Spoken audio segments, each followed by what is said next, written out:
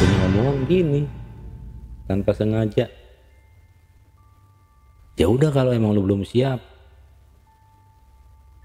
transfer aja, janin istri lu.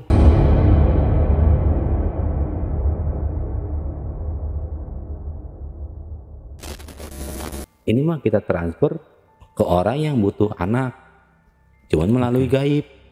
Enggak sakit katanya, kayak hilang begitu aja, kosong. Nah gitu kan, emang bisa perjanjian kita belum selesai.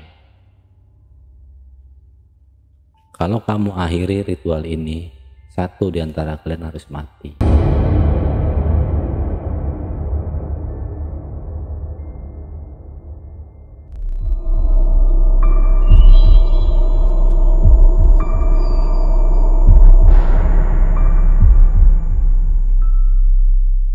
Assalamualaikum warahmatullahi wabarakatuh. Jumpa lagi dengan saya, Ale, host Jejak Backpacker. Satu-satunya host di Bekasi yang wajib diselamatkan dari kepunahan. Kali ini, kembali saya menghadirkan seorang narasumber yang pernah mengalami kejadian mistis beberapa tahun lalu. Tapi, sebelum narasumber menceritakan pengalaman mistis yang pernah dialaminya, jangan lupa untuk selalu support channel Jejak Backpacker.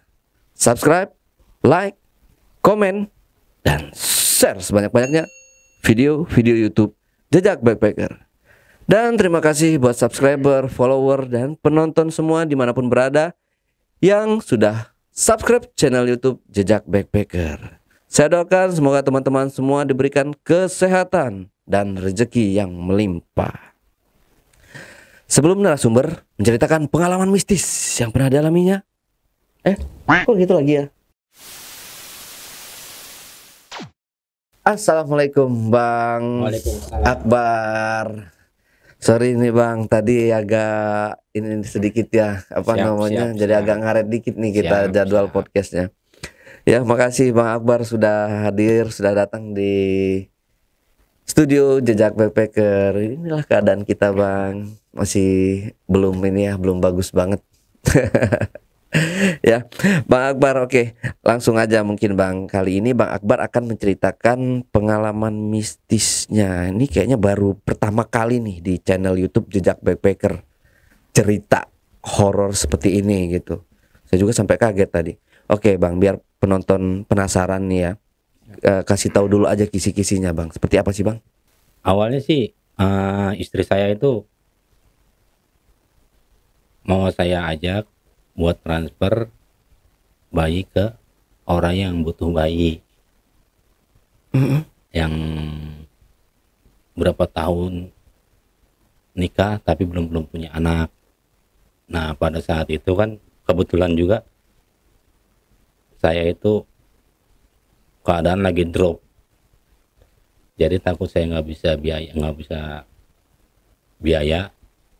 Akhirnya saya maulah ngajak untuk istri saya transfer bayi ke kandungan orang lain gitu.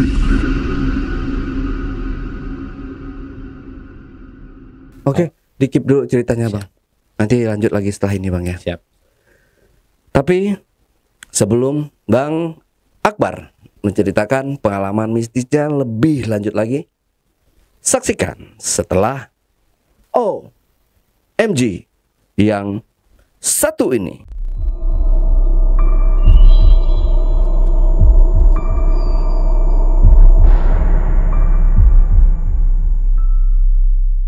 Ya, Bang Akbar volumenya mungkin agak dinaikin lagi volume suaranya. Terus santai aja ceritanya, jangan jangan grogi, santai tapi mengalur. Siap. Oke, Bang Akbar siap ya? Siap. Oke, Bang Akbar silahkan. Ini saya sebelum ceritanya ke intinya, saya mau mundur dulu ke belakang supaya biar nyambung kita ceritanya. Nah sebelum saya nikah sama istri saya yang ini, saya dulu pernah punya hubungan sama orang NTB. Saya sempat satu rumah sama beliau, tapi beliau itu diajak nikah nggak mau, dengan dalih beliau itu masih sibuk dengan pekerjaannya. Oke. Dan saya pikir kalau seumpamanya dia masih sibuk dengan kerjaan, kalau memang cuma sekedar pacaran, kenapa saya harus tinggal satu rumah sama dia? Saya kan takutnya jadi omongan sama orang lain. Akhirnya saya ngambil keputusan, kalau memang kamu nggak bisa untuk nikah sama saya, ya udah kita akhiri. Tapi dia nggak mau. Akhirnya saya kasih kesempatan untuk dia berpikir. Tapi lama-lama dia itu kok semakin kasar bahasanya, bahasa yang nggak pantas, bahasa kayak ya semua kebun binatang dibawa sama dia. Dan marahnya pun dia itu nggak peduli di mana, mau di depan orang banyak apa di mana, seolah-olah itu saya dianggap kayak sama dia itu bukan kayak pacar atau bukan kayak calonnya, kayak orang gimana ya, kayak orang suruhan dia. Iya. Nah akhirnya saya ambil keputusan, ya udah seumpamanya kamu masih seperti ini, jujur siapapun laki-laki nggak bakal ada yang mau sama kamu, karena kita berumah tangga bukan seperti ini. Saya itu ngajak berumah tangga sama kamu nggak seperti ini. Kalau kamu kasar begini, gimana saya mau ngelanjutin? Kita masih berhubungan seperti ini aja, kamu udah kasar seperti ini. Takutnya saya nanti kebawa emosi. Iya, benar. Akhirnya saya ngambil keputusan, saya mau nyari perempuan lain lah, ibaratnya yang bisa. Karena saya berpikir, loh umur saya kan udah cukup untuk menikah. Kalau seumpamanya saya nunggu-nunggu terus, nggak ada kepastian. nggak ada kepastian. Akhirnya dia setuju, nggak apa-apa. Yang penting kamu jangan ninggalin saya, dia bilang gitu kan. Saya nggak bakal ninggalin kamu. Yang penting satu, kamu rubah sikap kamu. Tapi kalau kamu nggak ngerubah, jujur saya bakal pergi ninggalin kamu. Akhirnya udahlah, mungkin masih 1 minggu saya tinggal sama dia, tapi saya udah berhubungan sama yang lain. Nah, sama istri saya yang sekarang ini. Setiap saya ketemu sama istri saya yang sekarang ini, diikutin sama dia. Setiap saya ini ketemu sama istri saya yang sekarang ini, diikutin sama dia. Waktu itu sih belum jadi istri, masih pacar lah. Tapi kok dia datang itu kok ngancam terus gitu. Dengan dia jauhin dia. Istri saya yang sekarang ini tawarin duit, kamu mau duit berapa? Yang penting kamu ninggalin dia gitu. Oh, ditantangin gitu. Kamu mau duit berapa? Yang penting kamu ninggalin dia, jangan ganggu dia. Dia itu suami saya. Padahal kan saya udah bilang, saya itu belum punya status sama dia. Saya pun nggak mau kalau seumpamanya punya status, saya harus tinggal sama dia, nggak mau. Akhirnya ya udah, dia itu nggak berani ngomong kan, karena dia takut. Ya istri saya yang sekarang ini sebenarnya orangnya polos dan nggak pernah mau gimana, nggak bisa macem-macem lah, orang yang nggak mau macem-macem. Akhirnya udah tuh saya lanjut sampai saya ketahuan berhubungan sama istri saya yang sekarang. Marah tuh sama saya, mencak-mencak, oh pokoknya kebun binatang udah dibawa-bawa. Sampai jujur baju yang saya pakai aja diambil. Baju, celana itu saudara saya bilang, makanya kalau ngapa-ngapain kamu itu jangan mau perempuan, kalau kasih baju begitu kalau laki-laki gitu, kamu biar ada harga dirinya, bilang gitu kan. Dia mana tahu kalau sifatnya begitu. Akhirnya udah saya tinggal. Nah clear tuh saya sama dia, udah tuh dia udah nggak tahu kemana limbahnya lah, udah pergi. Nah saya berhubungan sama dia, yang sama istri saya, sama yang istrinya sekarang ini. Saya udah nggak tahu mau hubungan dia, udah nggak berhubungan lagi sama dia. Akhirnya saya berhubungan, itu ada lagi kendalanya. Ya kan, pertama sama orang-orang sekitar, ya mau cowok-cowok kayak saya seperti ini yang suka sama dia juga, sama istri saya juga, termasuk saudara saya. Termasuk saudara saya. Akhirnya mereka dengan berbagai cara ngedeketin istri saya ini, dengan cara ngejelek-jelekin saya, ngejatuhin saya. Dia bilang saya punya istri, udah punya anak, ya kan, udah punya istri 2, udah punya istri, udah punya anak 2. Saya bilang, kan kamu tahu rumah saya di mana. Nah, tempat kamu kerja sama rumah saya itu kan gak jauh. Kamu tinggal muter 10 langkah aja udah nyampe, udah tahu. Kamu bisa tanya langsung sama orang tua saya. Kenapa kamu harus percaya sama orang lain? Sedangkan orang tua saya aja ada. Kamu tanya orang tua. Akhirnya, iya memang saya nggak percaya, kata istri saya. Saya nggak percaya. Mereka itu sebenarnya memang pengen ngejatuhin kamu, gitu kan. Ya udah biarin. Yang penting intinya kamu jangan gampang percaya sama orang-orang di sekitar yang ibaratnya mencoba mengganggu hubungan kita. Intinya jujur, saya pergi dari dia bukan untuk main-main sama kamu. Saya untuk serius sama kamu. Nah, berjalan tuh saya sama dia. Kurang lebih 2 bulan saya berjalan aman biasa aja. Sampai satu saat ada teman saya satu kerjaan senang juga sama dia, sama istri saya ini. Tapi setiap saya kerja, dia itu datang ngisi kekosongan lah, mungkin karena nggak ada saya. Dia datang menjelekin saya, ngajak ke sana ke sini belanja apa segala macam. Tapi giliran saya pulang, nah si cowok itu yang suka sama dia pergi. Tapi si cewek istri saya ini kalau dikajak kemana-mana, dibeliin apa-apa selalu ngomong sama saya. Karena kan memang dia udah ibaratnya udah percaya sama saya, udah bener-bener sama saya. Udah akhirnya ya udah kita jalanin. Lambat laun berjalan dengan waktu. Dia istri saya ini kan kerja di rumah makan. Ternyata si bosnya ini kan punya anak. Dia nggak tahu tujuannya seperti apa. Mungkin tujuannya dia mau ngejodohin sama anaknya yang dulu pernah nikah gagal, mau dijodohin. Nah, si bosnya ini ngejelekin saya lagi. Sama istri saya ini. Ngejelekin, beginilah si Hendy udah begini orang nggak bener. Apalagi ngomongin masalah suku lagi. Jangan mau sama orang Betawi mah. Gitu. Orang Betawi kan males-males, tukang kawin lagi. No? Kok bawa suku yang gitu kan? Yeah. Orang males emang nggak suku mana aja. Nggak suku Betawi kayak, suku Sunda kayak, suku Jawa. Kalau emang dia nggak, emang males ya males. Benar. Emang orang nggak butuh makan. Akhirnya ya udah, dia tetap nggak terpengaruh sama orang-orang itu, sama bosnya.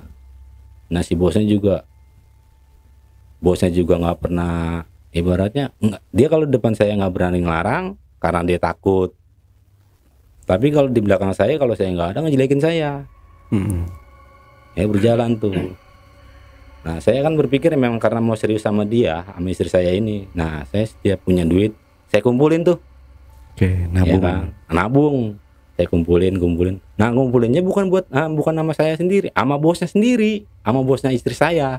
Oh. Nah, karena saya kan nggak tahu niat dia. Saya kumpulin tuh. Pertama saya beli kalung, beli cincin, beli gelang. Bahkan dari zaman dulu itu kan, zaman HP Nokia itu. Nah, saya beli itu maksudnya biar komunikasi kalau ada apa-apa. Namanya saya kerja kan. Nah pas saya lagi kerja, udah kerja biasa aman. Kurang lebih 1 minggu saya lagi kerja. Saya kerja dulu di Kelapa Gading saya kerja. Nah habis gitu kan kerja, saya di kantor, di tempat kerja itu di telepon, "Mas datang ke sini," kata istri saya tuh. Lah ada apa? Kenapa? Kayaknya kamu ketakutan gitu, kata aku. "Mas tolong," katanya, "tolongin saya nggak mau pulang," katanya. "Nggak mau pulang ke mana?" "Nggak mau pulang ke Jawa." Lah emang kenapa? Kok tiba-tiba, kata saya gitu.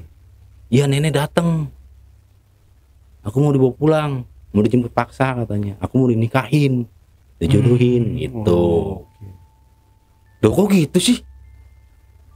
Iya, ditelepon sama bos katanya. Nenek suruh datang. Ternyata yang nelpon bosnya. Oh. Maksud si bos ini gini. Dia dengan cara di sini nggak bisa, nanti kan di kampung bisa. Nah, bosnya ini sama istri saya satu kampung.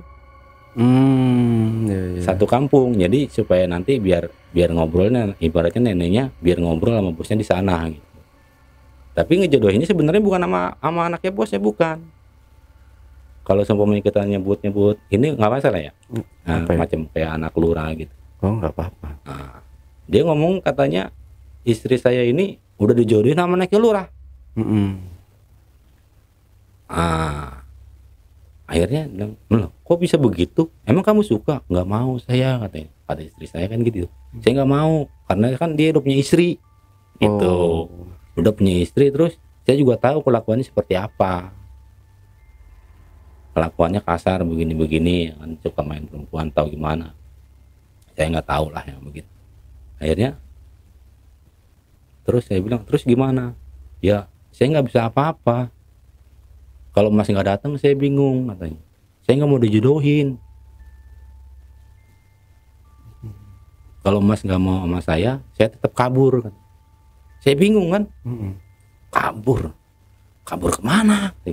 Mau kemana? Kalau seumpamanya dia kabur kan otomatis saya nanti yang cari-cari sama keluarganya. Akhirnya ya udah tunggu kamu di situ, nanti saya datang, saya ngomong sama nenek. Udah saya datang tuh nggak lama, mungkin kurang lebih setengah jam lah saya datang dari Kelapa Gading. Datang salaman tuh sama itu, dia bawa bodyguard kali ya, 3 orang ngototin saya. Saya pikir siapa lu menuntut gua gitu, pikiran saya kan gitu. Akhirnya neneknya ngomong, kamu yang namanya Hendy? Iya nek. Cium tangan, nggak dia itu sama dia itu, tepis tangan saya sama dia. Sini kamu, katanya, saya pengen ngobrol sama kamu. Oh iya nek, kamu sama si cucu saya nggak usah ada hubungan lagi, kamu bersaudara aja gitu kan. Soalnya cucu saya udah ditunangin sama di kampungnya sama anak lurah. Saya langsung gini ngomong, nek, saya kan sama dia kan udah saling sayang nek. Saya sama dia udah saling sayang, udah saling pengertian. Saya bahkan udah ngumpulin duit buat ngelamar cucu nenek. Enggak, apalagi saya juga dengar katanya kamu itu udah punya anak, punya istri gitu kan. Apalagi saya mau orang Betawi nggak suka itu, lagi-lagi Betawi yang diomongin, kesel. Emang apa sih jeleknya? Akhirnya saya ngomong gimana, kata saya. Akhirnya saya ngomong sama istri saya, Dek, gimana, kamu bisa bantu nggak? Saya nggak berani kalau sama nenek. Kenapa dia istri saya nggak berani? Karena dia itu dari kecil dirawat sama neneknya. Gitu, makanya dia nggak berani. Makanya ya udah, sekarang gini, kamu bener sayang sama saya? Iya. Ntar dulu, sebelum itu dia ngomong tetap kekeh, neneknya itu ngomong kekeh dia mau ngejodohin. Akhirnya saya sampai nekat ngomong supaya neneknya itu setuju sama saya. Nek, jujur saya sama cucu nenek udah berhubungan suami istri. Saking saya pengen dia itu jatuh ke tangan saya gitu, supaya dia itu jangan dijodohin gitu loh. Akhirnya dengan gampangnya si nenek ngomongnya, biarin, nggak apa-apa, di sana tetap nerima kok. Yang penting cucu nenek mah tinggal nerima jadi aja. Lagi orang cucu saya udah dikasih duit 15 juta katanya, udah dikasih panjer 15 juta. Dalam hati saya gitu, lah berarti cucunya dijual dong, pikiran saya kan gitu. Jahat amat, cuman gara-gara duit, kebahagiaan cucunya yang tinggal diperduliin, pikiran saya kan gitu. Nah langsung saya ngomong, Dek, gimana, kamu bisa bantu nggak? saya nggak berani. Nah, gitu. Saya tanya sekali lagi sama kamu, saya gitu kan, kamu bener saya nggak sama saya? Kamu bener nggak mau, bener-bener nggak sama saya, mau tinggal sama saya? Mau. Seandainya kamu nggak bisa pun, saya tetap bakal kabur deh. Saya nggak mau dinikahin, dijodohin.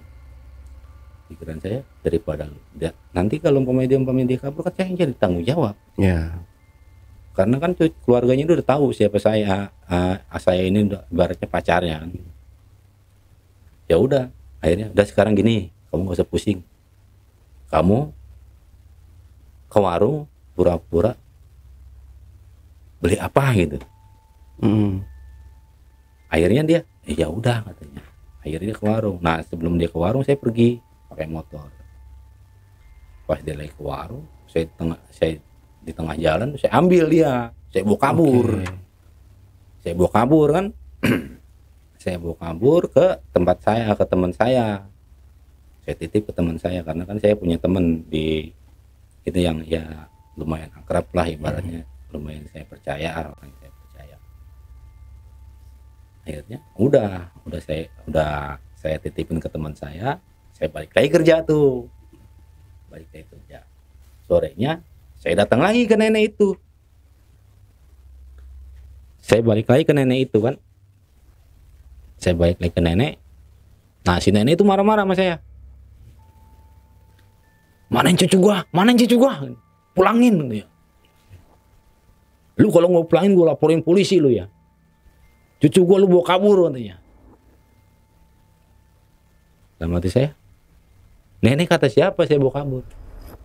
Nenek kan tahu saya keluar sendiri. Ya gitu kan. Pokoknya gua nggak mau tahu. Cucu gua harus pulang hari ini, kalau enggak lu gua laporin polisi. Saya tantang balik. Oke nek, kalau nenek laporin polisi, laporin. Ya. Tapi seumpamanya kalau umpamanya nenek nantang ngelaporin saya nggak ada bukti, nenek saya tuntut balik karena pencemaran nama baik. Kalau saya pengen ngerusak nenek, pengen ngerusak cucu nenek, nggak mungkin saya membela-bela seperti ini. Seandainya dia nggak saya nggak ambil, saya nggak jadi pacar, dia nggak bakal mau dijodohin, tetap dia bakal kabur. Pokoknya saya nggak mau tahu. Cucu saya harus pulang hari ini. Saya mau pulang ke Jawa. Di sana ditungguin katanya mau dinikahin.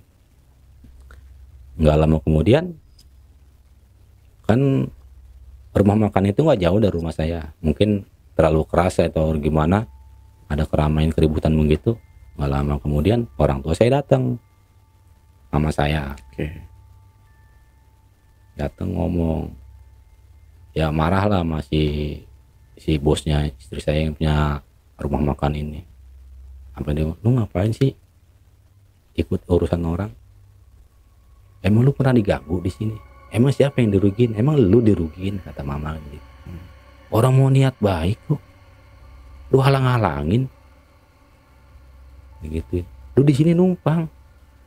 Keluarga gua di sini nggak ada yang ganggu lu. Tapi kalau lu mulain, gue bisa lebih kayak lu. Kata mama kan gitu. Udah mah gak usah, biarin aja, ini urusan saya.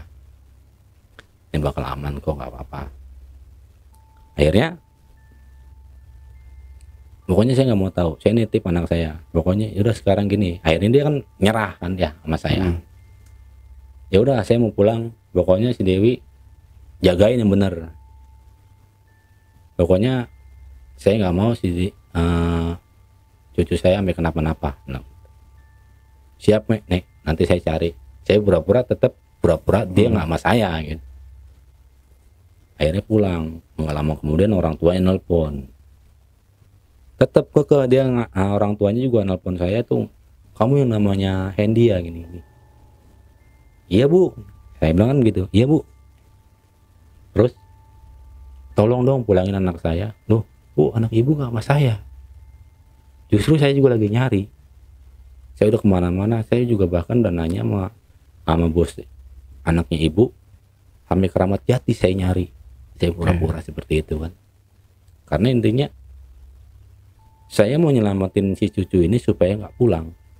karena saya nggak mau dia tuh nggak bahagia cuma gara-gara dijodohin sama orang yang udah punya istri gitu loh. Akhirnya udah toh selesai, dia pulang udah aman. Biasa selang 2 hari saya temuin istri saya itu, gimana selanjutnya. Ya udah, kamu gak usah gangguin orang di sini, kita numpang sama orang, kita nggak enak, kita nginep aja di penginapan gitu. Ya udah, nginep penginapan. Akhirnya saya ngambil duit tuh sama bos istri saya itu, yang saya titipin duit itu kan. Saya titipin ada duit 5 jutaan sama dia. Selama itu kan saya otomatis itu duit yang buat ngelamar dia itu habis jadinya buat nginep di penginapan itu. Saya bingung kan, deh ini duit udah tinggal segini, kalau sebelumnya kita nginep di sini terus gimana? Kita nggak ada pemasukan, kita ngontrak aja. Kalau nginep kan ibaratnya 100 atau 200 ya sehari. Kalau kita ngontrak kan 300 atau 400 bisa sebulan. Ya udah, cari baiknya aja. Ya udah, saya ngontrak. Sambil saya udah ngontrak itu, udah saya tenang tuh, udah sampai berjalan saya sama dia itu udah berjalan. Tapi udah satu rumah saya.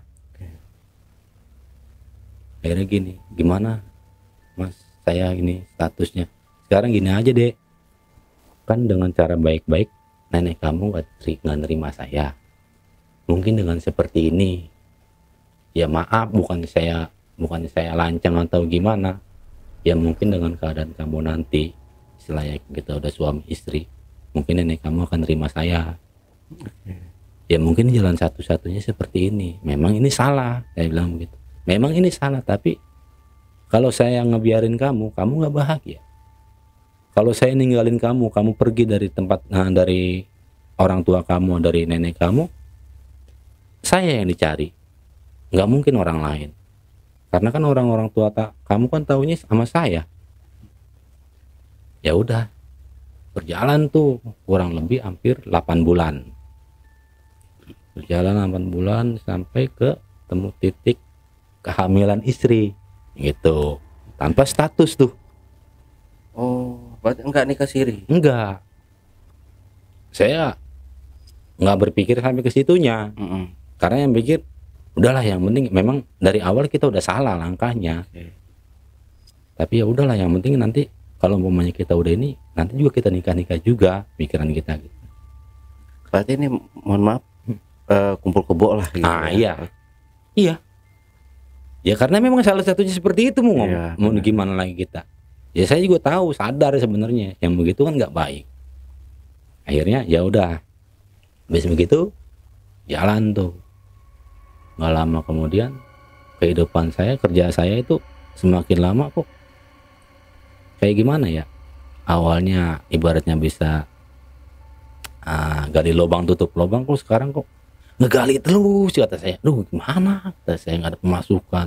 Sampai ngontrak itu sampai nunggak 3 bulan. Sampai pernah istri saya dimarah-marahin sama yang punya kontrakan. Sebenarnya memang salah saya, memang belum bayar, cuman caranya salah yang punya kontrakan. Istri saya dimarah-marahin tuh kayak apaan, pakai bahasa apa segala macem. Saya lagi pulang kerja, istri saya nangis-nangis sesegukan gitu, kayak orang diapain kan. Saya samperin, saya banting aja motor saya depan mukanya itu, depan orang yang punya kontrakan. Istri saya, kamu apain? Cuman gara-gara duit istri saya kamu perlakuan seperti ini? Enak aja, saya aja sebagai suaminya belum pernah bikin nangis, kamu orang lain mungkin nangis orang. Jangan macam-macam kamu sama saya. Dia minta maaf akhirnya. Ya maaf nih, saya nggak lagi-lagi ngomel begini gitu. Iya bu, cuman jangan gara-gara duit, bukannya apa-apa. Saya jujur sama istri saya belum pernah marah-marah seperti ini, gitu kan. Akhirnya pulang tuh saya, sampai sebulan 2 bulan makin drop kayak ekonomi saya. Aduh gimana caranya nih. Nah di saat lagi saya buntu begitu, saya ketemu sama teman saya tuh, ya sebut aja namanya si Bambang lah. ketemu sama si Bambang, nanya, Hen lu kenapa sih, muka lu kusut banget. Iya pusing, istri gua lagi hamil, gua kerja begini, pemasukan gak ada. Oh, kadang-kadang kita ngontrak aja, ini aja kontrak udah 3 bulan gak bayar-bayar, gimana coba, bingung saya. Akhirnya saya gini, gimana ya, kasihan anak gua, kata saya kan gitu kan. Kalau umpamanya ini masalah udah 8 bulan, kalau umpamanya saya nggak ini, kasihan kan, takutnya nggak punya biaya istri saya gitu. Akhirnya dia ngambil, punya omongan gini tanpa sengaja, ya udah kalau emang lu belum siap, transfer aja janin istri lu.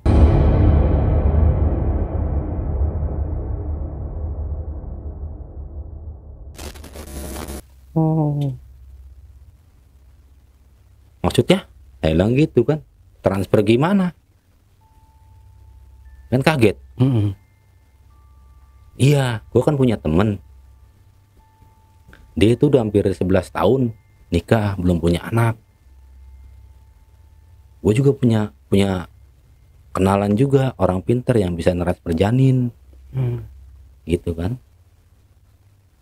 Maksudnya tukar sama itu gitu, pikiran saya kan, saya namanya nggak tahu kan. Tukar sama itu enggak, ini mah kita transfer ke orang yang butuh anak, cuman melalui gaib, nggak sakit katanya, kayak hilang begitu aja kosong. Nah gitu kan, emang bisa orang ada buktinya kok teman gua. Nah gitu kan. Ya udah nanti saya tanya dulu sama istri saya, yang penting bener kan, nggak macem-macem gitu. Dia butuh kan, butuh katanya. Masalahnya dia kasihan, dia udah 11 tahun itu nikah nggak punya anak. Akhirnya ya udah, mungkin selang 2 hari saya ngomong sama istri saya, ketemu lagi saya sama istri saya, sama teman saya itu. Ya udah nggak apa-apa, yang penting dia pengen tahu orangnya, bilang gitu kan. Saya pengen ada omongan, ya mungkin mau nitip kan, kalau seumpamanya ini anak saya jangan sampai dia apa-apain, jangan sampai dikasarin mungkin. Akhirnya ya udah, terus kapan, kata saya nanya gitu kan. Ya mungkin hari Senin, dia bilang gitu kan. Oh ya udah, saya tanya istri saya, kamu siap? Ya emang keadaan kita seperti ini gimana, yang penting kita nggak macem-macem, yang penting bener-beneran kita buat nolong orang gitu yang butuh ini, butuh bayi, butuh anak. Oke lah, kamu setuju, yang penting aku pengen tahu orangnya seperti apa gitu, baik apa enggak. Aku juga nggak mau ngasih, tapi aku ragu di situ. Ragunya gini, masa iya sih ada transfer janin, kiranya aku gitu. Karena kan selama ini yang aku tahu kan cuma omong-omongan begitu aja, kenyataannya saya belum pernah tahu. Akhirnya ya udah, pas jatuh tuh deh hari Seninnya, pas hari haknya itu udah jalan. Dia jalan juga nggak sama saya kan waktu itu kerja. Jadi jalan dia, istri saya sama teman saya aja, ditemenin sama temennya. Dia datang ke sana, nggak lama kemudian habis pulang ngantar dari sana, sorenya dia datang ke rumah. Saya udah pulang kerja, dia datang ke rumah. Udah Hen, anak istri udah gue bawa ke sana. Oh udah, kapan prosesnya, gitu kan. Ya ntar lah, nunggu hari bagusnya, dia bilang begitu kan. Oh ya udah, nanti gue juga besok ke sana lagi nemenin istri lu, ya kan, biar ada temennya. Oh ya udah, yang penting gue mesan sama lu ya, istri gue jangan dimacem-macemin, istri gue jangan sampai terluka, istri gue jangan sampai kenapa-napa, pokoknya lu tanggung jawab. Iya, gue tanggung jawab. Pegang omongan ya, lu punya keluarga, gue punya keluarga dia, lu juga punya keluarga. Akhirnya udah tuh, sampai di proses ritual tuh. Malam pertama ritual dia suruh mandi kembang apa segala macam istri saya tuh. Mandi kembang, tapi nggak langsung ritual gitu, nggak, nunggu hari bagusnya. Pas di hari bagus, ya nggak tahu hari apanya itu, nggak tahu saya. Pas tiba waktunya pas hari mau ritual, teman saya pulang ke rumah. Saya tanya dong, lah katanya malam ini malam ritual, kok lu tinggal? Saya kan gitu. Enggak, nggak apa-apa, di sana aman, nggak ada cerita. Ini malam ini namanya orang ritual ini berarti kan mau diambil sesuatu. Kenapa segampang itu lu pulang? Berarti lu nggak punya tanggung jawab, ya kan? Kayak gituin sama saya. Pokoknya gua nggak mau tahu. Malam ini balik lagi lu sama gua. Kalau lu nggak balik lagi, lu sama gua kenapa-napa sama gua, lu bakal gua apa-apain. Jangan salahin gua. Lu nyepelein nyawa istri gua. Lu jangan sembarangan kenal gua. Kayak gitu kan. Tapi nggak bisa, malam ini mau ritual, gua nggak mau tahu. Nyawa istri gua lebih penting daripada ritual seperti itu, ya bilang gitu kan. Saya udah ngamuk itu dia sama dia, depan orang istrinya juga, depan anaknya. Saya kan udah emosi. Orang malam ritual malamnya penentuan kok malah ditinggal kan gitu. Akhirnya datang saya sama dia itu jam 11. Akhirnya saya udah ke tempat kita di sana juga. Datang ke sana sama dia pakai motor. Pas sampai sono salam saya. Nah pas sampai rumah saya lihat kiai. Saya nggak curiga kan, namanya kiai. Nah pas saya lihat ada istri kamu lagi tidur, kata Pak Kiai. Oh iya, izin Pak Kiai, saya mau nengok istri saya. Oh iya, lihat aja. Pas saya lihat istri lagi tidur kan, tidurnya berdua sama anaknya Pak Kiai itu, pakai kerudung juga sih, cewek juga. Pikirnya udah aman. Kok istri saya udah tidur sini? Iya, malam ini nggak jadi katanya, nunggu minggu depan. Karena dia belum siap. Oh ya udah, gitu kan. Nah, saya pulang lagi sama dia. Nah teman saya bilang, si Bambang ini, bareng saya pulang sama si Bambang. Pas pulang sama si Bambang bareng, sampai rumah, tuh kan istri lu nggak kenapa-napa, bilang gitu. Ya nggak kenapa-napa, orang nggak jadi. Kan dibilang tadi Pak Kiai bilang batal. Nggak pas harinya, nunggu minggu depan, ya kan, pasti gitu. Udah tuh sehari 2 hari sampai seminggu lamanya jatuh ke hari H-nya ritual itu, ritual. Nah disiapin tuh sama pihak kiai itu satu ruangan gelap, mati lampu, semua mati lampu. Siapin kayak macam-macam sajian segala macam, kembang-kembang apa tuh. Terus disiapin botol-botol juga.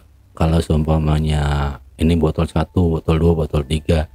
Kalau umpamanya 1 pecah, ini berarti udah mau hadir atau segala macam. Sampai botol 3 itu jatuh, pecah itu, ngasih makhluknya itu bener ada di situ gitu. Akhirnya ritual tuh istri saya mandi, suruh tidur di lantai tanpa selai baju, nggak pakai baju. Terus semua titik-titik itunya dikasih daun sirih. Daun sirih. Nah nggak lama kemudian itu dari jam 11 dia ritual sendiri di dalam kamar sampai kurang lebih jam 2. Botol pertama pecah, tier. Udah mulai itu sebelum pecah botol itu angin itu udah keluar. Angin itu dalam ruangan itu di dalam ruangan itu tuh kayak angin apa gitu. sampai pecah botol pertama, jepret. Nah, kedua pecah lagi. Nah, ketiga tuh paling kencang, biar gitu. Tapi istri saya syaratnya nggak boleh bangun, harus tetap diam di situ sampai kedengaran dia dipanggil sama si punya suara itu. Oke. Akhirnya istri saya dipanggil, bangun, bangun istri saya. Langsung ditanya istri saya tuh, makhluk gede tinggi, tanya gini, kamu mau uang berapa? Istri saya kan shock. Shocknya bukan apa-apa, ngelihat orang gede tinggi hitam di depan persis, di depan muka persis. Bengong dia, nggak bisa ngomong, nggak bisa apa, sampai dia nggak sadar. Ya mungkin takut atau gimana. Akhirnya besoknya, sampai besok paginya, dia mungkin sama Pak Kiai itu mungkin dia minta pulang. Nggak pagi, sore maaf, sore dia minta pulang. Pas saya pulang kerja sampai rumah, istri saya meluk saya, nangis. Kenapa kamu kok nangis? Kamu jahat Pak. Jahat kenapa? Kamu tahu nggak ritual itu ritual apa? Apa? Itu anak kamu ditukar sama duit. Astagfirullahaladzim.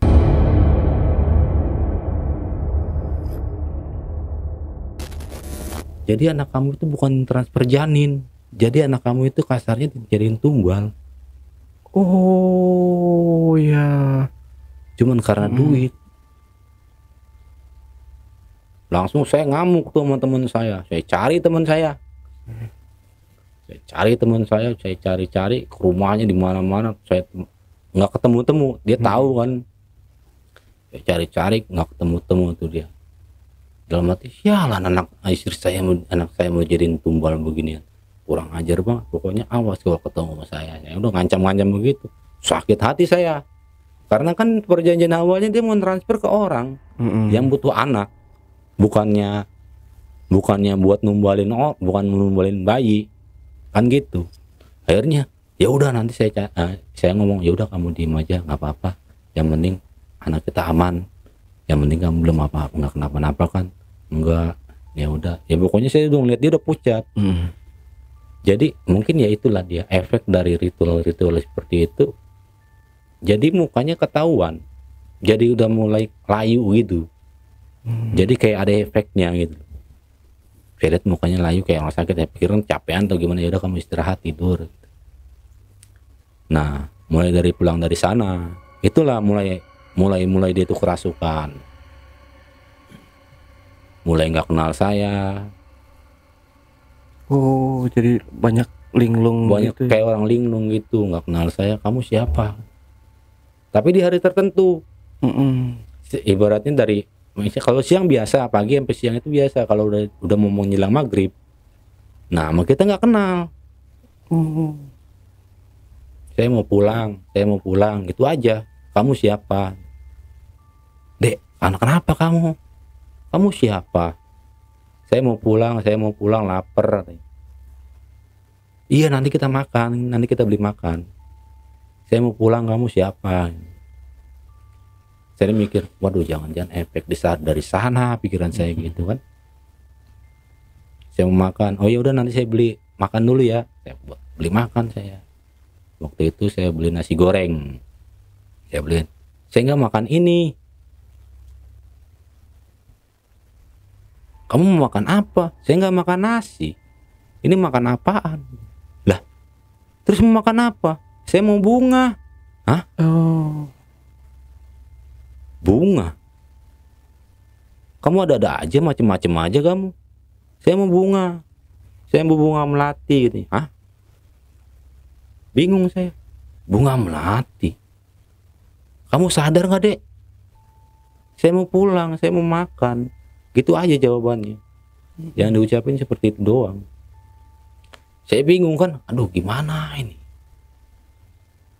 Bingung saya. Ya udah saya cariin kan malam dia laparnya jam 11 itu. Saya nyari-nyari di sekitaran rumah itu, namanya malam-malam nyari itu mana? Nyari bunga melati. Dia bunga melati. Akhirnya saya muter-muter pakai motor, ketemu tuh bunga melati. Pas kebenaran di sekolah sekolahan PAUD itu dia nanam bunga melati itu buat ibaratnya buat hiasan gitu kan. Tapi banyak. Saya petikin itu sampai 1 kantong kresek plastik. Saya pulang. Saya kira dimakan cuma 1 atau apa, cuma buat muangin. Semua dimakan. Oh. Semua satu plastik Iya. itu. 1 kantong plastik dimakan semua. Oke. Waduh, ini bahaya begini kata saya. Saya harus gimana ini? Udah, habis begitu kejadiannya. Sampai besoknya. Nah, besok kalau udah pagi, udah menjelang subuh, udah azan subuh lah. Udah mulai itu ciuman dia, sadar. Kita ini apaan, Pak? Ini kayak bekas melati. Kamu bawa melati dari mana? Dia kan pikiran saya, berarti benar. Ini bukan dia, pikiran saya kan gitu. Oke. Waduh, saya harus gimana ini? Udahlah, lillahi ta'ala aja kata saya, kalau emang ini mah mudah-mudahan sembuh. Akhirnya udah tuh normal lagi. Seminggu kemudian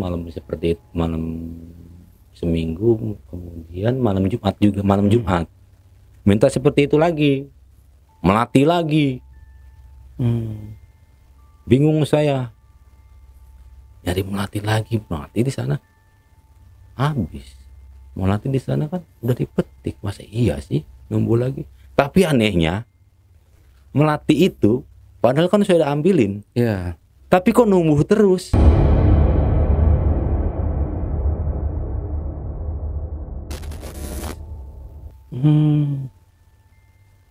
Selalu ada, selalu tersedia gitu. Padahal kan kalau pikir-pikir, taruhlah kalau umpamanya memang seminggu numbuh lagi, otomatis kan nggak sebanyak itu. Dan lagi pula kan saya lihat itu apa namanya bibit pentil-pentilnya yang mau apa putik-putik mau ini belum mekar.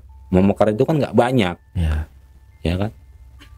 Akhirnya saya bingung, kok aneh ya. Padahal minggu kemarin udah saya ambil 1 kantong plastik. Ini dipetik dipetik 1 kantong plastik lagi. Akhirnya ya udah, saya kasih lagi, besok aman lagi. Nah, itu cuma 2 kali aja sih makan melati itu, tapi dia agak semacam kayak ini seminggu sekali, ntar besoknya makan lagi sampai pokoknya sebulan. Tapi memang jarang, dalam 1 bulan itu memang jarang. Cuman kalau makan itu nggak nanggung.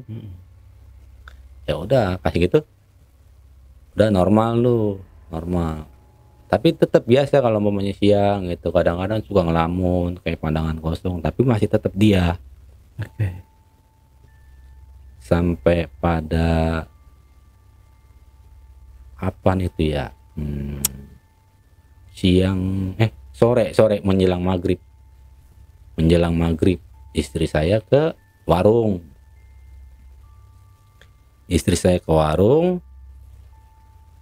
Pergi tuh beli es, dia suruh saya beli es. Pas pulang dari warung, ada tetangga saya tuh melihat istri saya jalan, di belakangnya ada prajurit bawa tentengan bayi. Maksudnya prajurit zaman kayak zaman dulu gitu. Ya, zaman kerajaan gitu. Istri saya ngelihat. Tetangga saya ngelihat. Sampai tetangga itu ngomong, Mbak hebat amat sih, anaknya ditemeninnya, diasuhnya, katanya orangnya gagah, kayak orang kerajaan begitu, ganteng, katanya. Mau kenapa sih mbak katanya, kata istri saya kan gitu. Oke. Itu mbak ada yang ngikutin katanya, bawa keranjang bayi. Kan istri saya itu waktu itu udah 8 bulan. Akhirnya, wah mbak ada aja, orang saya sendiri kok datang. Itu lagi duduk katanya, nungguin katanya. Waduh, kata saya udah mulai nggak bener nih kata saya.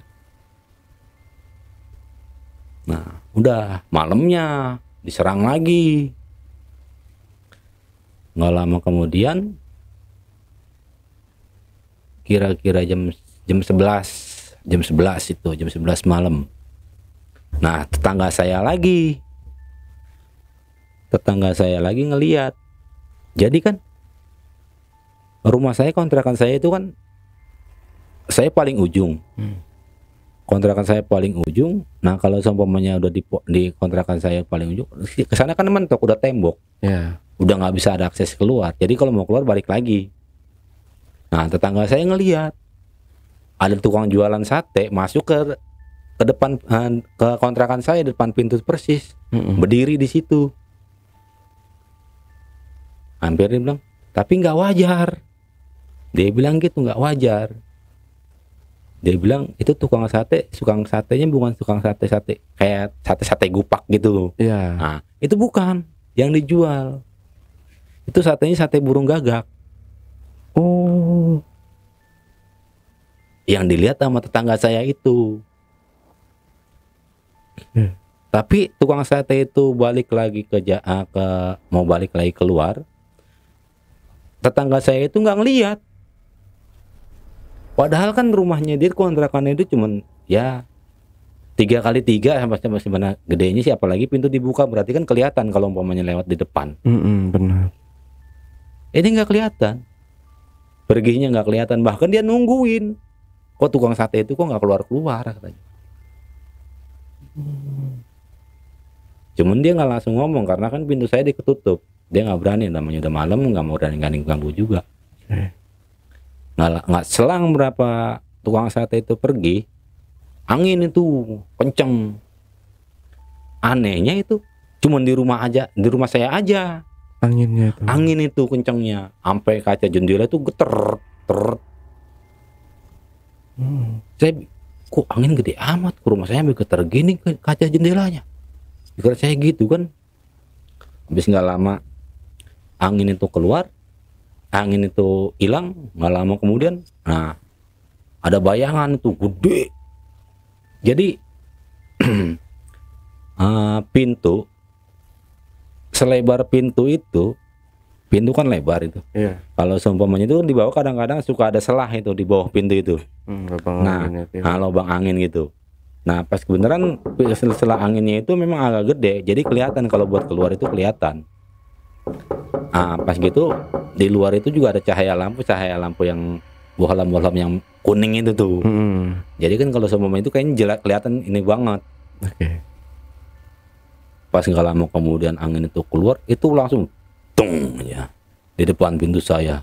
Itu tapak kaki segede pintu, ngelebihin lebarnya pintu itu. Saya langsung istighfar, astagfirullahaladzim. Wah macem-macem. Kelihatan dari dalam. Kelihatan kan dari lubang, kan saya lagi tiduran di lantai. Pas saya lagi begini, itu apa? Itu istri saya masih begitu. Itu istri saya kalau malam begitu kan masih suka apa namanya? Nggak sadar, suka kesurupan begitu. Cuman nggak ngomong, nggak ngaco, nggak apa, cuman kosong pandangannya gitu. Dalam hati, ini nggak beres ini kata saya. Istri saya nggak kenal saya, datang ini. Nggak lama saya langsung ke kamar mandi ngambil wudhu kan. Langsung saya jikirin namanya saya.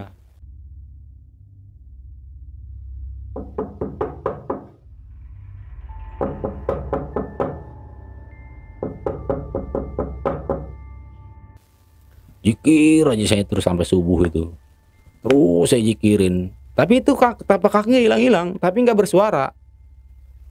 Tapak kaki tetap ada di situ.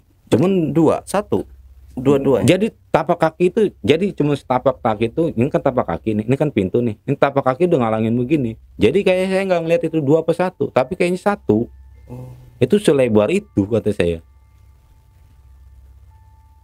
Makanya saya kaget. Astagfirullahaladzim kata saya, macam-macam nih, nggak beres kata saya. Udah jikir sampai subuh, saya nggak tidur itu sengaja. Saya takut istri saya kenapa-napa kan. Tapi untungnya aja istri saya itu kalau ini nggak ngamuk, nggak apa, nggak teriak-teriak, cuman kayak pandangan kosong aja gitu kan. Ya udah kata saya. Habis begitu istri saya sampai subuh hilang tuh. Nah istri saya mulai sadar istri saya. Biasa kalau udah habis subuh kan begitu, sadar lagi. Udah sampai saya tinggal kerja. Mas saya kerja, dek saya kerja ya. Ya udah. Nah, saya pulang tuh, saya pulang lagi ke rumah. Pas pulang, rumah berantakan. Istri saya nggak ada. Ini kemana istri saya? Waduh, takut kenapa-napa istri saya. Gimana ini kata saya? Istri saya kemana? Nyariin saya. Saya tanya lagi tuh si bosnya, lu ngeliat ini nggak? Ngeliat si Dewi nggak? Ini saya kan. Lu tahu nggak rumah saudara-saudara si Dewi di mana di sini? Gitu. Ada tuh di Keramat Jati. Gini orangnya gini. Saya cariin. Itu sepanjang jalan hujan badai, hujan petir itu saya. Yang penting pikiran saya, yang penting saya ketemu istri saya. Yang penting saya ketemu istri saya. Nggak ketemu juga, sampai di sana nggak ketemu. Pulang saya lagi, nyari lagi saya. Pas pulang saya ke rumah, tau-taunya istri saya nangis-nangis meluk saya. Kamu dari mana aja? Saya kan kaget, saya kan takut. Kamu kemana aja? Kamu kemana-mana ngomong sama saya. Kamu tahu kenapa-napa, bukannya apa-apa, aku bilang gitu kan. Pak, aku bingung katanya. Bingung kenapa? Emang kamu kemana katanya? Masa aku ada di makam, Pak, katanya. Di makam? Iya. Di pemakaman? Iya. Itu dia ada di pemakaman di Kalibata. Oh, Taman Makam Pahlawan dong? Iya. Kok kamu bisa ke sana? Gimana caranya? Nggak tahu saya. Karena kan istri saya itu nggak pernah kemana-mana. Bahkan jangankan dia, saya aja belum pernah ke sana. Apalagi istri saya yang polos begitu. Yang nggak tahu kemana-mana, ya kasarnya kalau keluar apa kata saya. Dia sadar-sadarnya di sana pas sampai makam, pas sampai maghrib.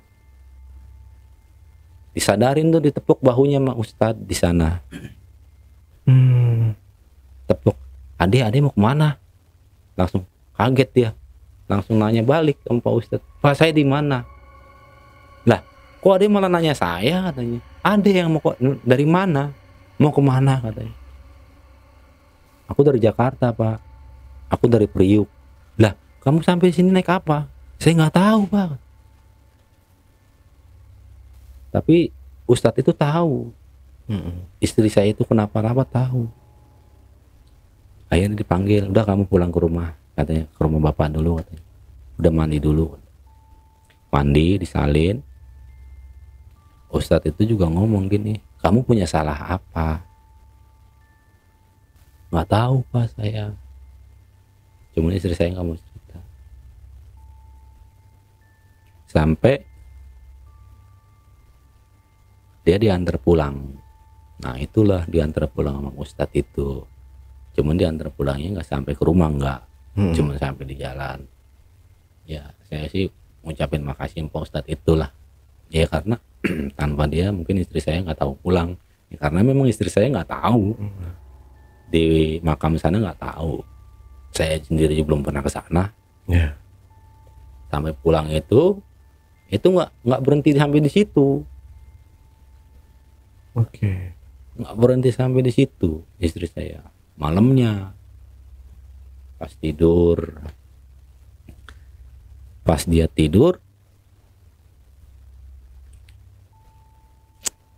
dia mimpi masih makhluk yang di tempat ritual itu. perjanjian kita belum selesai. Itu kata si makhluk itu. Oh, berarti emang benar-benar masih ada. Masih. Nah si pangeran itu sebenarnya si pangeran yang itu bawa keranjang bayi itu sebenarnya suruhan si dia. Oh, oke. Perjanjian kita belum selesai. Kalau kamu akhiri ritual ini, satu di antara kalian harus mati.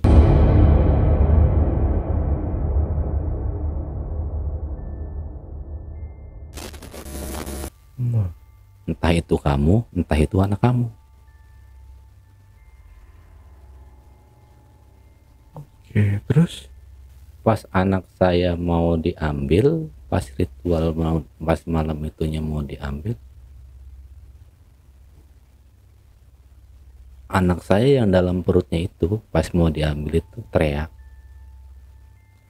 saya nggak mau ikut dia, aku takut, saya takut. Itu anak saya masih ibaratnya masih dalam bayi itu bisa ngomong. Saya nggak mau ikut. Iya, dia dalam mimpinya itu, dalam mimpinya istri saya itu dia ngomong, saya nggak mau ikut dia, saya takut, dia serem, saya mau ikut mama, saya mau ikut mama. Saya ikut mama sampai istri saya sadar dari tidurnya, dari mimpinya itu dia bangun sampai nangis sesegukan, nama saya peluk lagi. Ya sekali lagi saya minta maaf sama istri saya, ya mungkin gara-gara aku mah kita jadi begini, tapi jangan takut, kita hadapin. Aku bilang begitu kan. Kembali lagi tuh, mungkin seminggu kemudian lah istri saya mimpi lagi. Nah kali ini dia yang mau dibawa. Istri saya yang mau dibawa. Oke. Tapi lagi-lagi anak saya yang dalam kandungan ini teriak. Yang mau apa? Yang ibaratnya yang bisa nahan ini anak saya yang anak dalam kandungan itu. Kayak ibaratnya gimana? Istri saya sih bilang, pokoknya anak kamu itu nyelamatin aku, lagi aku mau diambil. Tapi aku nggak tahu persis bahasanya seperti apa, aku nggak tahu persis kata-katanya seperti apa. Yang jelas anak aku itu yang dalam kandungan itu nolong. Aku juga, ya itu dia yang namanya gaib, aku juga nggak ngerti seperti apa. Tapi aku pikir kan, masa iya bayi dalam kandungan bisa, padahal kan dia belum berbentuk, belum ibaratnya belum terlahir, tapi kenapa udah bisa bicara? Aku nggak paham sampai ke situnya, sampai aku mulai bingung ya kan. Nah udahlah, setelah kejadian itu selesai semua, udah mulai aman. Mungkin masih seperti itu, masih kadang-kadang suka bengong, suka apa, dia masih bengong. Cuman nggak sampai malam atau gimana, enggak. Akhirnya sampai pada hari siang, yang jelas dia diambilnya siang sama orang tuanya. Itu mau mendekati 9 bulan. Mau mendekati 9 bulan, istri saya diambil sama orang tuanya. Istri saya mau diambil sama orang tuanya, sama ibunya, sama bapaknya, berikut sama anaknya bos. Itu kan habis bertubi-tubi sedatang kejadian begitu ya. Dan tambah lagi, saya pulang, rumah saya berantakan lagi. Ini kenapa lagi rumah saya? Istri saya kemana? Lagi-lagi yang punya kontrak, yang kontrak di sebelah saya itu yang ngomong, Bang Gondrong, tadi bapaknya mesen, tadi istri abang katanya dibawa pulang ke kampungnya. Kaget saya, kok bisa tahu orang tuanya?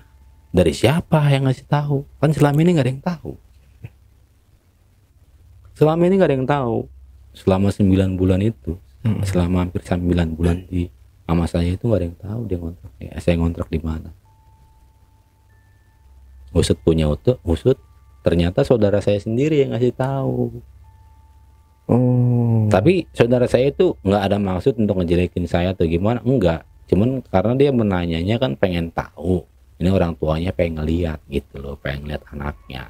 Nggak tahu bakal diambil, nggak tahu bakal dibawa ke kampung gitu loh. Alasan lah itu. Nah, akhirnya saya bingung kan, saya tanya lagi, dia mau siapa aja, mau orang tuanya, ibu, bapaknya, terus sama anaknya bos satu orang cowok. Dan orangnya kayak gimana cowoknya? Ya pantaran abang lah, bilang. Oh ya udah. Oh berarti ini masih ada orang tua? Masih. Oh berarti yang dari kecil dirawat sama neneknya? Nah, ya itu istri saya dirawat sama neneknya, karena kan orang tuanya di Jakarta. Nah, Oh oke. si anak-anaknya ini dititipin di kampung sama neneknya, sama kakeknya. Paham. Nah gitu udah dia bawa pulang, bingung kan saya. Aduh gimana? Kalau umpamanya saya otomatis kalau dibawa pulang kan otomatis dikawinin sama anak lurah tadi. Saya nggak ikhlas. Nggak ikhlasnya apa? Saya selama ini berjuang, istri saya dia dikena begitu, ibaratnya dikena gangguin makhluk kalau saya berjuang. Seenaknya itu lu mau ngambil anak gua, bukan saya kan begitu.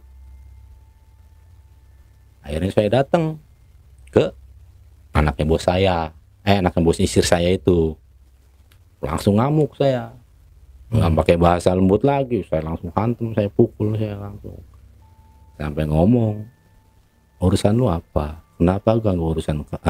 Kenapa lu ganggu kebahagiaan gua? Kenapa lu ganggu rumah tangga gua? Gua pernah ganggu lu nggak? Gua kan nggak pernah ganggu lu. Lu usaha di sini gua nggak pernah ganggu. Jangan saya bilang begitu. Gua nggak pernah ganggu lu. Lu mau usaha di sini dari mana lu? Dari dulu dan sampai sekarang. Pernah lu ganggu gua? Gua nggak pernah ganggu lu. Lu kenapa gangguin keluarga gua? Gua minta maaf gini-gini. Nggak ada maaf kata gua. Orang tuanya kan ikut-ikutan tuh. Sekalian orang tuanya sama saya. Bapaknya. Akhirnya udah saya nggak mau tahu. Pokoknya gua nggak mau tahu kata kan. Gua minta alamatnya istri saya ini di kampungnya. Dikasih lah tuh. Lu sampai nggak ngasih alamat benar ke kampungnya, hati-hati dia, gue pulang lagi, ini tempat gue, lu usaha di tempat gue, kayak gituin kan. Tapi belum sebelum kejadian itu, maaf ada yang lewat. Nah pas dia dibawa pulang berapa hari kemudian dibawa pulang kan, pas waktu itu jatuhnya bulan Maulid. Pas kebenaran ya mungkin karena istri saya mungkin masih merasa dia itu masih merasa gak enak atau gimana, suka linglung atau gimana, akhirnya dia ikut inilah hadirin maulid itu. Kebenaran dia itu tamu yang paling terakhir datang. Entah kenapa tiba-tiba di sana Habib itu manggil istri saya. Oke. Adek sini katanya. Kamu punya salah apa? Kamu punya dosa apa? Sini. Dia ngikutin kamu dari Jakarta. Kamu punya apa? Kamu punya perjanjian apa? Dia diem bengong aja kan. Udah kamu dibeli kasih air putih, dibaca-bacain, suruh minum, terus santai kasih satu lagi buat di rumah gitu, dikasih lagi. Tuh alhamdulillah itu nggak ada gangguan, dia udah aman dalam badannya. Dalam badannya udah aman. Akhirnya, nah setelah itu sehari kemudian saya datang habis kejadian ribut itu. Ya karena kan memang saya nggak datang langsung. Pertama saya ngumpulin dulu biaya buat angkas ke sana. Saya datang berangkat jam 8 malam. Sampai sana jam 2 malam saya sendiri ke sana. Kan padahal di sana saya udah diancam itu. Saya kalau datang ke sana saya mau dimatiin. Sama si preman-preman si nenek itu, sama neneknya istri saya itu. Kan dia bawa orang itu 3 orang. Ya mungkin preman-preman di sana kali. Orang tua saya benernya nggak ngizinin. Ya karena kan memang tahu orang tua di sana kan, di Jakarta itu udah dengar kalau saya diancam mau diapain di sana. Saya bilang saya nggak peduli mau diapain saya, yang penting anak saya jangan sampai jatuh ke orang lain, itu darah daging saya, itu dosa saya. Jangan sampai anak saya jadi sasaran, biar saya yang jadi sasaran. Pokoknya sejengkal tanah saya nggak bakal lari buat ngadepin orang-orang seperti itu. Akhirnya saya datang ke sana sampai jam 2 malam. Saya ketok-ketok, assalamualaikum. Jawab sama kakeknya, waalaikumsalam. Siapa, kata kakek? Saya, kek, calon istrinya cucu kakek. Kaget dia. Oh kamu? Iya. Masuk. Gini. Duduk. Aku bingung kan. Kok ini sopan? Oh, kakeknya. Kakek ini kok sopan? Silakan masuk, deh. Duduk sini. Tunggu ya. Dipanggil. Istri saya itu dipanggil. Sini, datang nih. Calon kamu. Dalam hati saya, kok kakeknya baik? Kok neneknya begini, kata saya. Akhirnya kumpul tuh saudara-saudaranya, mulai pada kumpul. Ya dari RT segala macam ya, pokoknya orang-orang yang terkait di situlah datang semua. Saya dipojokin semua kan. Saya sendiri. Ditatar saya bisa-bisa nama mereka itu. Kamu jagoan di datang sini berani sendirian. Hebat amat kamu. Punya apa kamu? Ini gitu. Kayak orang nggak punya dosa. Saya antep, saya biarin aja dulu. Biarin saya mereka itu ngomong apa. Akhirnya saya jelasin kan. Seandainya dari awal saya direstuin nggak bakal pernah terjadi seperti ini. Kalau cuman karena perempuan, saya nggak mungkin datang ke sini. Karena kan anak yang dalam kandungan cucu kakek, cucu ibu, itu anak darah daging saya. Kalau masalah perempuan mau dijodohin sama siapapun terserah. Yang penting anak saya jangan sampai dipegang sama orang lain. Saya sebagai bapaknya nggak bakal pernah ridho anak saya disentuh, karena saya masih punya bapak. Jadi saya bapaknya masih bisa bertanggung jawab. Dan jangan bapak pikir saya datang ke sini karena bersalah. Kalau saya bersalah nggak mungkin datang ke sini. Karena saya benar datang ke sini. Akhirnya saya ceritain kronologinya tuh, kejadian begini-begini. Yang pada intinya saya ngomong cucu kakek itu dijual sama nenek, sama anaknya lurah. 15 juta. Wih, itu kakeknya langsung marah. Langsung marah sama nenek, hampir dilempar bangku kan. Dasar lu, tua-tua udah mau meninggal juga gitu kan. Masih aja duit yang dicari, kurang apa sih katanya. Dari dulu sifat kamu gak ada berubahnya. Ngamuk, orang mau niat bener jadi gara-gara kamu jadi begini. Akhirnya tuh mulai tuh saudara-saudaranya tadinya pada mau ini, mas saya mulai meredah kan. Udah mulai tahu kan kronologi ceritanya. Akhirnya udah saya cerita akhirnya kakeknya ngambil kesimpulan. Terus gimana jalan ke depannya?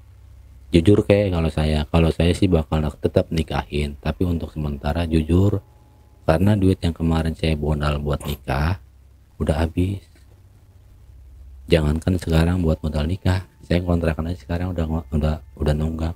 Karena duit yang kemarin buat modal nikah itu saya kasbon dari kantor. Tapi gara-gara ya nggak disetujui jadi seperti ini. Tuh kan. Udah akhirnya saya pulang tuh, disuruh pulang sama kakinya besoknya. Udah kamu besok nikah, kamu minta surat numpang nikah di Jakarta. Nanti besok kamu kesini lagi. Udah nggak usah duit. Yang penting kamu punya mahar berapa aja, yang penting sah. Karena walaupun gimana itu anak kamu harus pertahanin. Apalagi anak kamu udah 9 bulan. Dan pada akhirnya udahlah, ceritanya udah mulai selesai lah di situ. Ceritanya udah sampai nikah, sampai istri saya lahir, anak saya lahir, kurang lebih hampir seminggu anak saya lahir, baru seminggu lahir saya bawa lagi ke Jakarta karena saya punya tahu neneknya itu punya niat nggak baik. Dia itu pengen ngejauhin saya dari anak saya. Makanya istri saya bilang, ayo kita bawa anak kamu. Tanpa izin saya sama neneknya, sama kakeknya tanpa izin, karena saya tahu. Langsung saya itu dicegat kan sama kakaknya, sama bibinya lah. Ngapain kamu? Mau pulang?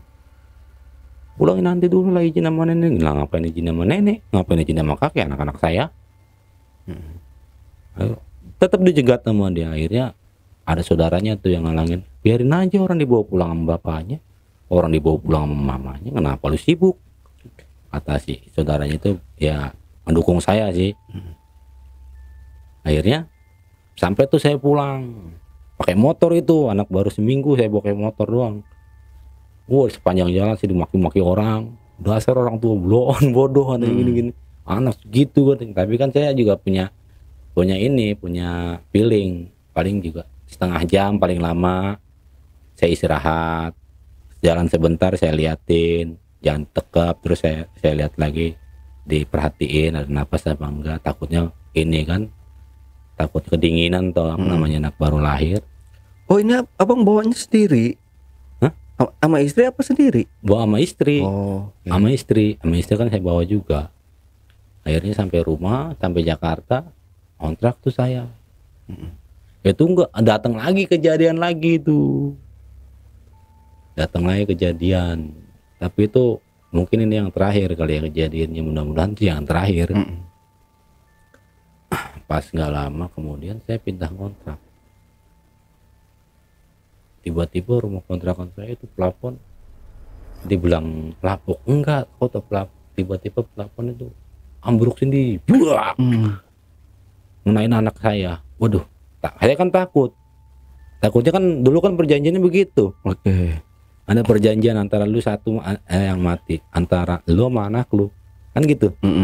Ya pas mungkin itu perantaranya dari plafon itu, saya takut begitu kan, langsung saya kaget kan, refleks. Pas saya ngelama kemudian, habis begitu saya ambil, angkat ini anak saya, untung nggak kenapa-napa kan. Nggak lama kemudian saya mau ke kamar mandi, itu ada bayangan gede tinggi hitam. Astagfirullahaladzim, kata saya, wah ini manusianya, ini yang gangguin anak saya, ini penyebabnya, kata saya gitu kan. Udah langsung saya baca-bacain lagi, nggak lama kemudian langsung keluar asap gitu.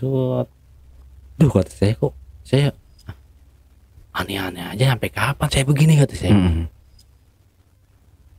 Akhirnya ya udah, saya pindah lagi kontrakan lagi, kita pindah kontrakan lagi kan, teman saya. Nah posisinya juga jelek lagi, posisinya pas di pojok kamar mandi, di depannya ada pohon kelapa yang tumbang di sambar petir. Oke. Habis gitu setiap habis maghrib sampai jam 12 malam itu ada burung hantu di depan rumah saya. Nggak kecil, mungkin abang pernah ngeliat burung hantunya Bang Limbat ya? Ya. Nah, itu lebih besar. Gede banget dong. Iya. Itu pokoknya setiap datang itu ngorek-ngorek di rumah saya aja, nggak kemana-mana, bolak-balik di rumah saya aja. Akhirnya sampai saya ketakutan, ya udahlah, kita pasrah aja, udah dek, sekarang kamu udah lahir, sekarang kamu udah bisa ibadah, ayo kita sholat, kita ngaji, siapa tahu ya kita minta ampun aja lah, ini kita punya masa lalu yang salah untuk kita berdua. Tapi kan tujuan kita itu memang kita salah, tapi kita mau bener. Tapi ini yang memang caranya kita seperti ini. Kalau seumpamanya kita nggak jalanin seperti ini, entah itu kamu nanti pergi dari rumah, kan kamu bisa jauh dari orang tua, dari saudara, jauh dari saya juga. Jadi mungkin memang caranya kita salah, tapi dipertemukan untuk selamanya. Tapi kan alhamdulillah, akhirnya ya dengan seiring berjalannya waktu, sholat rajin dia, mulai ibadah, tahajud segala macam, puasa, alhamdulillah Ya, nggak ada lagi ya udah. Udah, itulah ceritanya. Oke. Nah itu bisa, itu kan yang apa namanya si kiai ya. Ya. Berarti ini dukun dong, bukan kiai. Nah itu dia. Ya berarti kan si kiai ini udah bersekutu sama jin juga. Nah itu dia. Makanya kan saya tadinya nggak curiga. Mm-mm. Tadi Karena penampilan tadi kan kita kenapa ngelihatnya penampilan. Penampilan dia serba mungkin pakai iya. sorban, apa namanya peci segala macem, kayak bener-bener kayak kiai ustadz gitu. Kita ngelihat anaknya pun pakai jilbab. Dia pakai jilbab, terus Pak Kiainya juga pakai songkok gitu, pakai peci, salam pun dia nyalam, dijawab untuk menutupi kedoknya itu. Ya, bisa jadi seperti itu. Nah, itu teman saya sampai sekarang nggak ketemu sama saya cari. Oke, berarti nih mau dijadikan, saya masih belum bisa ini nih, belum paham nih. Berarti si bayi ini nih mau dijadikan kayak tumbal pesugihan atau apa? Sebenarnya sebenarnya gini, jadi ditukar uang gitu. Berarti ini si kiai ini atau abangnya yang dapat uang nantinya? Saya dapat uang, jadi si kiai ini dapat bagian gitu loh. Memang di saat ritual itu duit itu ada, kelihatan satu peti. Oke, ya berarti ya masuknya tumbal pesugihan. Tapi kan makanya saya bilang kan perjanjian dari awal katanya mau transfer antara manusia. Jadi mau buat orang yang ibaratnya yang bertahun-tahun nggak hamil. Iya, kedoknya juga, kedok yang kedua itu ya. Makanya kan saya nggak punya pikiran ke sana, makanya pasti ada kejadian seperti saya nggak terima, saya ngamuk. Ya. Tapi waktu itu kenapa kepikiran ngedilin gitu? Karena gini pikiran saya kan, karena kan dia apa namanya?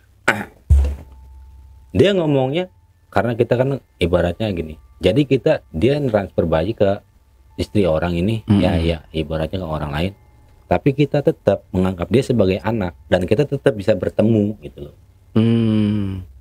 Tapi belum ketemu sama si calon apa namanya orang tua dari calon si bayinya Bang Akbar ini. Nah belum, katanya kan kalau seumpamanya sudah ritual itu, kalau seumpamanya janinnya udah keangkat, si perut kosong baru ditransfer ke si yang ibu-ibu yang mau bayi anak ini gitu. Nanti habis istri saya udah selesai baru dia datang lagi ditransfer ke situ.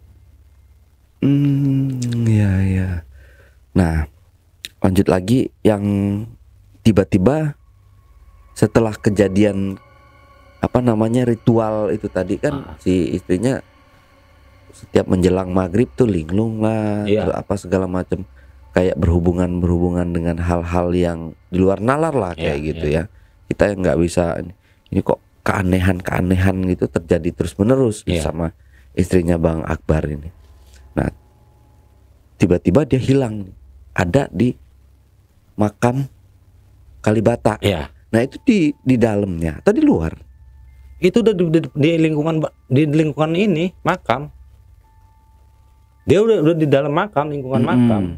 Itu makanya dia sadarnya itu sama Pak Kiai yang mungkin yang mau ke masjid atau gimana namanya mau maghrib ditepok, karena mungkin Kiai itu bilang karena maghrib kok ada perempuan ini sendirian di dalam makam ngapain. Jadi di situ ada satu makam yang dikeramatin. Nah itu tujuannya mau di makam situ. Ya. Kali-kaliku perjalanan Bang Akbar luar biasa Bang ya. Namanya hidup Bang ya. Tapi sekarang alhamdulillah Bang ya, enggak, semuanya udah lancar Bang ya. Dari segi ekonomi sudah alhamdulillah mulai berjalan. Kita tinggal mensyukuri aja gitu. Berarti sekarang bayinya udah berumur 12 tahun. 12 tahun. Aduh, ngebayangin kalau misalkan sampai Ya saya kan jelas nggak terima kalau seumpamanya sampai di situ kan, karena dia bilang kan dia itu buat transfer ke ibaratnya janin ke orang bukan untuk tumbal ke sana. Saya kan nggak punya pikiran ke sana. Saya cuma berpikirnya gini, saya takutnya lahiran istri saya nggak punya biaya. Ya itu aja karena Iya. ketakutan itu Nah tadi. itu aja, bukan untuk numbal pengen punya duit kan, terus bayi korban enggak. Saya nggak sampai ke situnya. Iya ya benar. Ya mungkin teman-teman ya, jadi kita ambil sisi baiknya aja dari yang dilakukan oleh Bang Akbar ini, gitu. Soalnya mereka kan suka nggak tahu menahu nih, Bang. Langsung, wah ini salah dari ini. Emang kan Bang Akbar tadi udah mengakui juga kan, ini akibat kesalahan dari Bang Akbar sama istri juga gitu kan. Akibatnya berakibat fatal ini tadi. Tapi alhamdulillah semuanya udah berjalan baik Bang Akbar ya. Oke Bang Akbar, ada yang mau disampaikan ke penonton di rumah Bang sebelum kita akhiri podcast ini? Ya saya cuma mau pesan aja sama teman-teman kita, jangan suka gelap mata cuma gara-gara rupiah, apalagi kita sampai mengorbankan darah daging kita. Karena sebanyak-banyaknya uang nggak bakal pernah bisa ngejamin kita bahagia. Tapi kalau anak, sesusah apapun kita pasti ada kebahagiaan dari anak. Betul. Oke Bang Akbar. Nah Backpackers, itulah tadi obrolan misteri jejak backpacker bersama narasumber kita Bang Akbar. Jangan lupa support terus jejak backpacker, subscribe, like, komen, dan share sebanyak-banyaknya video-video YouTube jejak backpacker. Wassalamualaikum warahmatullahi wabarakatuh.